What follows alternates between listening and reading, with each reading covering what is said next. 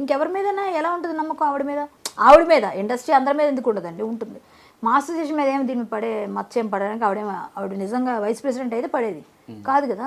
ఆవిడ కానప్పుడు ఆవిడంతటా ఆవిడే పెట్టేసుకొని ఫేక్గా పెట్టుకుంటే మాకు మాస్టర్ సెషన్కి ఏమవుద్ది. ఒకవేళ కాకపోయినా ఒక ప్యానల్ మెంబర్ ఆపోజిట్ లో ఉన్న ఎక్కడ ఉన్నా కూడా ఒక ప్యానల్ మెంబర్ గా ఆవిడ ఒక మెంబర్ అండి ఆవిడ, ఒక మెంబర్ గా ఉన్నా కూడా ఇలాంటిది చేసినప్పుడు మళ్ళీ ఆవిడని రిపీట్ చేస్తే రేపొద్దున ఆవిడకి ఏదైనా పనిష్మెంట్ విష్ణు గారు వచ్చాక ఇస్తారా లేదన్నా చూడాలి. విష్ణు గారి దృష్టికి ఇక్కడ వెళ్ళిందానే అనుకోవట్లేదు, ఎందుకంటే ఆయన బాగా బిజీ ఉన్నాడు. కేన్స్ ఫెస్టివల్లో ఉన్నారు, ఆయన ఫిల్మ్ ఫెస్టివల్లో ఉన్నారు. అక్కడి నుంచి వచ్చిన తర్వాత డెసిషన్ తీసుకుంటారు డిసిప్లినరీ కమిటీతో కలిపి. అంతకుమించి ఇంకేమీ నాకు తెలిసి హేమ విషయంలో ఏమవుతుంది అన్నది తెలియదు ఇంకా. అంటే ఈ హేమ విషయం కాదు, ఈ ఇన్సిడెంట్ మీద ఏమన్నా మాలో డిస్కషన్స్ కానీ అయినాయి ఇంకా ఇప్పటిదాకా కాలేదు. ఆయన ఉంటే అయ్యేవి, ఆయన ఉంటే మా అందరికీ మీటింగ్ కాల్ఫర్ చేసేవారు, జూమ్ అన్నా లేకపోతే డైరెక్ట్గా అన్నా మేమందరం వెళ్ళేవాళ్ళం. బట్ ఆయన లేడు కదా, ఆయన వచ్చిన తర్వాత స్టార్ట్ అవుతుంది. ఆయన వచ్చేస్తారు ఇంకో 3-4 డేస్లో మేబీ వచ్చేస్తారు. మంత్ ఎండ్కి వస్తారని నాకు కూడా వచ్చిన ఇన్ఫర్మేషన్, ఆల్రెడీ వచ్చేసింది ఎండ్కి వస్తారు. వచ్చిన వెంటనే స్టార్ట్ చేస్తారు, ఏదైనా మీటింగ్ పెడతారు, దానిపైన డిసిప్లినరీ కమిటీ ఏం యాక్షన్ తీసుకుంటారు. అది ఏ విధమైన యాక్షన్ ఉంటుందా, తీవ్రంగా ఉంటుందా, పార్షికంగా ఉంటుందో తెలియదు. అంటే 80% తెలంగాణలో రేవంత్ రెడ్డి గారు వచ్చిన తర్వాత కంప్లీట్గా ఎక్కడికక్కడ డ్రగ్స్ నార్కోటిక్స్ మొత్తం అంతా తీస్తారు. అదే మీటింగ్ కి విష్ణు గారు కూడా వెళ్ళడం జరిగింది. అక్కడి నుంచి వచ్చిన తర్వాత మీ ప్యానెల్ ఏమైనా డిస్కషన్స్ అయినాయి గురించి? అంటే అక్కడ నుంచి ఆయన ముందు మన డిప్యూటీ సీఎం కలిశారు, అలాగే సినిమాటోగ్రఫీ మినిస్టర్ కలిసి మేము మా వైపు నుంచి ఏం చేయమంటే చేస్తాం, సిద్ధం, మేము రెడీగా ఉన్నాం, మేము అలాంటి వాటిని ఎంకరేజ్ చేయం, వ్యతిరేకిస్తాం, ఖచ్చితంగా మీకు మా సపోర్ట్ ఉంటుందని చెప్పారు. వీళ్ళు అండ్ మీకు వచ్చిన ఇన్ఫర్మేషన్ ఏంటి నిన్న జరిగిన ఇన్సిడెంట్ రేవ్ పార్టీ మీద? వీళ్ళు వెళ్ళారన్నదే వచ్చింది అందరూ.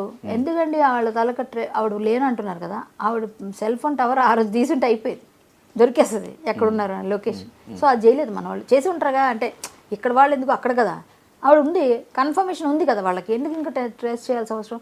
ఇక్కడ వాళ్ళకి కన్ఫర్మేషన్ కావాలంటే వీళ్ళు చేసుకోవాల్సి, ఇక్కడ మనం ఎవరు చేయగలం, పోలీస్ తప్ప. పోలీస్కి అవసరం లేదు కదా, వాళ్ళు పంపిస్తారు అవసరం అయితే. సో ఇదంతా అవడం వల్ల ఇన్ఫర్మేషన్ వెళ్ళారు, అందరితో పాటు ఈవిడ ఉన్నారు అని తెలిసింది. ఇంకెవరున్నారు ఏంటని తెలియదు మనకి. ఈవిడ వెళ్ళడం నాకేం నచ్చలేదు, ఎందుకంటే ఈ పార్టీలు అంటేనే నాకు చిరాకు, మామూలుగా కోపం వస్తుంది. ఇందులో ఈవిడ ఉన్నానే నాకు, అందుకే నేను రిలీజ్ చేశాను వీడియో. రేవ్ పార్టీ అంటే ఏంటి? రేవ్ పార్టీలు అంటే ఆల్మోస్ట్ వాళ్ళు అంటే మ్యాక్సిమం నాకే తెలీదు, విన్నదే, నేను ఎప్పుడు వెళ్ళలేదు, నాకు పార్టీల గురించి తెలియదు యాక్చువల్. నేను ఎప్పుడు వెళ్ళను ఇక్కడ, నాకు సోషల్ గ్యాదరింగ్స్ అవన్నీ ఉండవు. మనదంతా మాకు చిన్నప్పటి నుంచి వీటి అవగాహన లేదు. 24 సంవత్సరాల ఇండస్ట్రీకి వచ్చి నేను ఏ రోజు కూడా ఏ పార్టీలో కనబడను, ఇంత మందు కూడా ఇప్పటిదాకా నేను టచ్ చేయలేదు. నాకు తెలియదు, నాకు ఇష్టం ఉండదు. అంటే ఇష్టం ఉంటే ఏదైనా చేసేవారన్నా, ఇష్టం లేదు మనల్ని ఎవరు బాలంతా తీసుకెళ్ళి తాగిపిస్తారా, మనకి ఇష్టం ఉండదు. సో నాకు పార్టీ గురించి తెలియదు, కానీ అసాంఘిక కార్యకలాపాలు అన్నీ జరుగుతాయి ఆ పార్టీలను మాత్రం తెలుసు. అంటే ఇంకా దానికి విరమర్చక్కర్లేదు కదా, ఇంకా అన్నీ జరుగుతాయి. సో అన్నీ జరిగే పార్టీ అది, వాళ్ళకి నచ్చింది వాళ్ళు వెళ్తున్నారు. నేను పొద్దున్న హేమ గారు రెస్పాండ్ అవుతా, నేను ఏ తప్పు చేయలేదు, నేను అందరికీ ఒకేసారి సమాధానం చెప్తా, అందరితో ఒకేసారి మాట్లాడతా, నన్ను ఇప్పుడు ఏం అడగకండి, వాళ్ళు తీస్తున్నారు కదేవో, తీసిన తర్వాత నేను మాట్లాడతా అని చెప్పారు. ఎందుకు అంత ధైర్యంగా ఉన్నారంటే మీరేం చెప్తారు? పాపం ఏమో నాకు తెలియదండి, నాకు తెలిసినంత వరకు ఆవిడ అమాయకత్వం, అంతే. ఆవిడ అమాయకత్వం. పోలీసులు ఇప్పుడు పోలీసులు బయట పెట్టారు కదా, బెంగళూరు పోలీసులు ఆవిడ పేరు పెట్టారు కదా, ఆవిడ తప్పు చేయకుండా ఆవిడ పేరు ఎందుకు వస్తుంది? ఆవిడ డ్రగ్స్ తీసుకోకుండా లేని డ్రగ్స్ తీసుకుందని రాయరు కదండి, అది బ్లడ్ శాంపిల్ కదా, బ్లడ్లో ఉంటుంది కదా, బ్లడ్ నీదే కదా, వేరే వాళ్ళది కాదు కదా. పేరు కూడా మార్చేశారు, కృష్ణవేణి అని పేరుతో వెళ్ళారు ఆవిడ. ఆవిడ పేరు హేమ అని అందరికీ తెలుసు, ఇండస్ట్రీకి ఫేమస్ పేరు కాబట్టి ఆవిడ ఒరిజినల్ పేరు కృష్ణవేణి, ఒరిజినల్ పేరు కృష్ణవేణి. సో ఆ కృష్ణవేణి పేరుతో వెళ్ళారు ఆవిడ, ఎందుకంటే ఎవరికి గుర్తుపట్టరని. అదే వాళ్ళు కన్ఫ్యూజ్ అయ్యారు, హేమ ఎవరో కృష్ణవేణి, అక్కడ ఉన్న వాళ్ళు ఎవరో హేమ ఉన్నారని. ఎలాగో లీక్ అవుతాయండి, లీక్స్ వచ్చేస్తాయి. సో అలా వచ్చేయడంతో నేను కాదు అది ఇది అని చెప్పారు. ఆ తర్వాత కృష్ణవేణి పేరు ఈవిడే కన్ఫర్మేషన్ వచ్చినాక ఇప్పుడు అది కూడా ఒక మిస్లీడ్ చేశారు. అంటే ఒరిజినల్ పేరు అదే కాబట్టి ఆవిడకి ఆధార్లో వాటిలో అదే ఉందేమో, మేబీ అదే ఉండొచ్చేమో కూడా, నాకు తెలియదు. అలా దొరికారు. అండ్ మీకు తెలిసిన వాళ్ళు ఇంకెవరు ఉన్నారు లోపల? చాలా మంది ఆర్టిస్టులు 86 మెంబర్స్ ఏమో దొరికారు అని చెప్పి అందరూ మోడల్స్, టెక్కీలు, వీళ్ళు ఉన్నారంట. నాకెవరో తెలియరు, అదే కదని చెప్తాను. నేను మీలాగా టీవీల్లో చూసి ఎవరెవరు ఉన్నారా అని చూసుకున్నదే, నాకు తెలియదు అసలు ఎవరి గురించి. ఈవిడ పేరే వినిపించింది ప్రముఖంగా, మిగిలిన హీరోల పేరు వస్తే జానీ మాస్టర్ వాళ్ళు కాదని చెప్పేశారు. అండ్ కొంతమంది ఆర్టిస్టులు ఒక 24, 25, 23 ఇయర్స్ అమ్మాయిలు చిన్న చిన్న సినిమాల్లో చేసుకున్న వాళ్ళు, అట్లా షార్ట్ ఫిల్మ్స్ చేసుకున్న వాళ్ళు, కొంతమంది బయటకు వచ్చి కూడా మేము జస్ట్ పార్టీకి వెళ్ళాము, మమ్మల్ని ఇన్వైట్ చేశారు బర్త్డే పార్టీ అని చెప్పి తీసుకెళ్లారు అని చెప్పారు. అంటే తెలిసి వెళ్తున్నారా, తెలియకుండా వెళ్తున్నారా, లేకపోతే వీళ్ళందరినీ ఎవరైనా తీసుకెళ్తున్నారా? తెలీదండి, అది నాకు తెలియని విషయం. బట్ ఎవరైనా ఉన్నారేమో మీరు అన్న, నాకు ఇప్పుడు అదే డౌట్ వస్తుంది. బట్ ఏంటంటే ఈ చిన్న చిన్న పిల్లలందరినీ ఆకర్షిస్తారండి. వీళ్ళకి సోషల్ మీడియాలో ఏదో 4 వీడియోల్లో రీల్స్లో పాపులర్ అవగానే సినిమాలో కనిపించాలను, అక్కడ ఉండాలని, ఇక్కడ ఉండాలని, ఎక్కడో పబ్బుల్లో పార్టీల్లో పరిచయాలు ఉంటే జనాలు పరిచయం అవుతారని, అక్కడికి అందరూ వస్తారని ఇట్లా వెళ్ళిపోయి అడిక్ట్ అయిపోయి ఇలా పబ్బులకి వాటికి వెళ్ళి వాళ్ళతో వీళ్ళతో పరిచయాల కోసం వెళ్ళి వీళ్ళు బలైపోతున్నారు. పిల్లలు, ఆడపిల్లలు కానీ మగ పిల్లలు కానీ, వాళ్ళకున్న ఆ ప్యాషనే వాళ్ళని బలి తీసుకుంటుంది. అది కొంచెం బ్యాలెన్స్డ్గా ఏది కరెక్ట్ అని చూసుకొని చేసుకుంటే బెటర్. ఇలా వెళ్ళి ఇలాంటివి ఇరుక్కుంటే లైఫ్లు రూయిన్ అయిపోతుంది. తర్వాత అలవాటు అయిపోయి ఇంకా ఎలాగో మనం బ్యాడ్ నేమ్ వచ్చిందని డిప్రెషన్లోకి వెళ్ళి ఇంకా ఎక్కువ అయిపోతుంది వీళ్ళ పని. సో తల్లిదండ్రులు బాధపడతారుగా. ఇది ఎలాంటివి కొంచెం సినిమా ఇండస్ట్రీకి రావాలంటే ఈ తాగుడులు, ఈ పబ్బులు, ఈ సోషల్ గ్యాదరింగ్స్కి వెళ్తేనే కరెక్ట్ అని నేను అన్నాను. మేము వచ్చినప్పటి నుంచి ఇప్పటిదాకా అప్పుడు ఇప్పుడు 24 ఇయర్స్గా పబ్బుల్లో పార్టీల్లో వెళ్ళి చేస్తేనే ఇండస్ట్రీలో పేరు రాలేదు. టాలెంట్ ఉంటే నేను ఎవరు ఆపలేరు, ఇది ఒకటే చెప్పాలి. అది నీకు నిజంగా రాసిపెట్టు, నువ్వు ఎక్కడున్నా వస్తావు ఇండస్ట్రీకి. వచ్చావా, నీ పని నీకు నిజంగా ఇక్కడ ఇది ఉందో చేసుకోవాలి, అంతే. కానీ నేను అబ్జర్వ్ చేసిన ఇన్ఫ్లుయెన్స్ చేసే వాళ్ళు ఎక్కువ ఉంటారు పక్క నుంచి. ఇట్లా వెళ్తే డబ్బులు వస్తాయి, ఇట్లా అదేనండి, అదే నమ్మకూడదు అంటున్నా. ఇన్ఫ్లుయెన్స్ చేసే వాళ్ళని ఇప్పుడు మన పక్క నుండి మన గోతులు తవ్వుతున్న వాళ్ళు ఎవరో మనం తెలుసుకోగలిగితే మనం రీచ్ అవుతాం మన గోలు. లేదు అని వాళ్ళ దానిలోకి మనం లాగబడిపోయాం అనుకోండి, మనం కథమైపోద్ది అక్కడితో మన కెరీర్. సో అదే మనం బ్యాలెన్స్ చేసుకోవాలి, అదే కదా తెలియాల్సింది.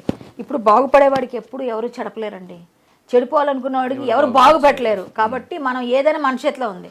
అన్నీ మనం తల్లిదండ్రులు మనల్ని పెంచారు, పెద్ద చేస్తున్నారు, చదివిస్తున్నారు, డబ్బులు బట్టలు అన్నీ ఇస్తున్నారు. వాళ్ళని బాధ పెట్టే పని నువ్వు చేయకూడదని నీకు బుద్ధి నీకు ఉండాలి. వాళ్ళు నాకు ఇచ్చారు, నేను వాళ్ళు నిలబడాలి, వాళ్ళకి గర్వంగా చెప్పుకో. ఇప్పుడు పార్టీలో దొరికిందండి, డ్రగ్స్ తీసుకుందండి మీ అమ్మాయి అంటే వాళ్ళు బాగుంటుందా? అబ్బాయి తీసుకున్నాడంటే బాగుంటుంది తల్లిదండ్రులకి? అయ్యో ఇదేరా నేను పంపకోని వాళ్ళు బాధపడతారా? అది నువ్వు ఇవ్వకూడదు. వీలైతే నా కొడుకు చాలా మంచి పొజిషన్కి వచ్చాడు, నా కూతురు మంచి, అది ఇవ్వు. అది నువ్వు ఇవ్వాల్సి, నువ్వు రుణం తెచ్చుకుంటే. ఇలాంటివి కాదు. ఎవడో చెప్తాడు కోన్కిస్గా గొట్టంగాడు, అందరూ చెప్తాడు ఆడికి ఏదో మందు పోయించాలి కాబట్టి నీ దగ్గర డబ్బు ఉంటే రా మనం వెళ్దాం, మనం ఇజ్జేద్దాం సూపర్ ఉంటుందని ఆడి నీకు గిలుతాడు. ఎందుకంటే ఆడికి డబ్బులు నువ్వు పెడతావు కాబట్టి. నువ్వు ఆ డబ్బులు నువ్వు పెట్టడం కలవు అన్నప్పుడు వరకు నీతో మాట్లాడు బాగానే. నువ్వు ఏ రోజు పెట్టలేవు, ఆ రోజు నేను పే అంటాడు వాడు. అది తెలుసుకునే సైన్కి ఇలా ఎడిక్ట్ అయిపోతారు. సో మనలో ఉందమ్మా, మనల్ని ఎవ్వరూ పాడు చేయలేరు. మనం గట్టిగా ఉంటే మన విల్ పవరే. మనం గట్టిగా లేవనుకో, నాకు తెలియని పార్టీలు ఉన్నాయా, నాకు తెలియని ఇండస్ట్రీలో ఎక్కడైనా ఏమైనా ఫంక్షన్స్ ఉంటాయా, ఎందుకు మరి మేము ఏమి నేర్చుకోకుండా వచ్చాం? మరి మనలో ఉండాలి కదా విల్ పవర్, గట్టిగా ఉండాలి. నేను నిన్నటి వరకు కూడా మీరు ఎక్కడున్నారు ఏంటో అసలు జనాలు కూడా మర్చిపోయారు. అసలు కళ్యాణ్ గారు ఏమైపోయారు, సినిమాలు చేయట్లేదు, ఎక్కడ కనిపించట్లేదు. ఎవరు చెప్పారండి? ప్రతి నెల మీకు లాస్ట్ మంత్ చూపించినా ఈ మంత్ చూపించినా ప్రతి నెల మీరున్నారు. అసలు నన్ను గుర్తుపెట్టుకోలేదు మీరు.